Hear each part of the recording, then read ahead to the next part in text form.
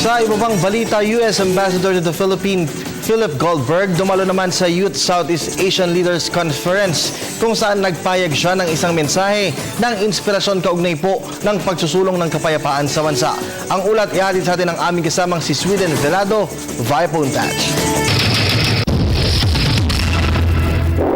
Kirby, maraming salamat. Tama ka dyan sa sinabi mo, dinaluhan nga ni U.S. Ambassador to the Philippines, Philip Goldberg, ang Youth Southeast Asian Leaders Initiative o YCL Conference kung saan 50 Pilipinong kabataan na nagmula pa sa iba't ibang lalawigan ng Luzon, Visayas at Mindanao ang napiling maging delegado para sa naturang pagtitipon.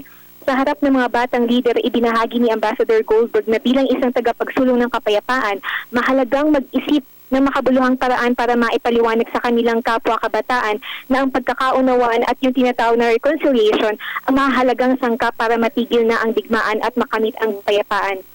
Kanina, Kirby, ay mapalad tayong mapaunlakan ng 10 minutong one-on-one interview with Ambassador Goldberg at nang akin po siyang tanungin sa kanyang reaksyon patungkol sa suhestyon na inilabas sa Senate report na i-refine yung defense treaty sa pagitan ng Pilipinas at bansang Amerika dahil sa aligasyon na kibahagi ang pwersa ng Estados Unidos sa Mamasapano incident. Sinabi nito na 60 taon nang umiiral ang naturang defense treaty at kung babalikan ang kasaysayan, malalim na ang naging samahan ng dalawang bansa para mapanatili yung kaayusan at sa Pilipinas, kaya naniniwala siyang walang dapat baguhin. Ang eksaktong sinabi niya John Kirby kanina ay the plan was made by the Philippines and carried out by the Philippines to arrest high-standing international terrorists. Samantala, Kirby, matatandaan noong ika-17 hanggang ika-21 ng Pebrero ay nagkaroon na rin ng YCL conference. Ngunit yung mga delegado naman bukod sa Philippines ay mula sa Thailand at Indonesia. Bagaman iba-iba yung pinanggalingan, may mga trabaho din silang ginagampanan na magkakaiba. May fashion vloggers, presidential advisors, journalists at estudyante. Lahat ng mga kasapi dito sa YCL ay iisa ang hangarin.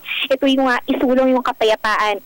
Ang YCL ay proyekto para sa kabataan na inilunsad ni US President Barack Obama noong 2013. Kaya naman dinaluhan ito ni US Ambassador to the Philippines, Philip Goldberg. At yan ang mga pinakasariwang balitang aming nakalap mula rito sa Tagaytay City para sa Telebisyon ng Bayan. Ako si Sweden Velado.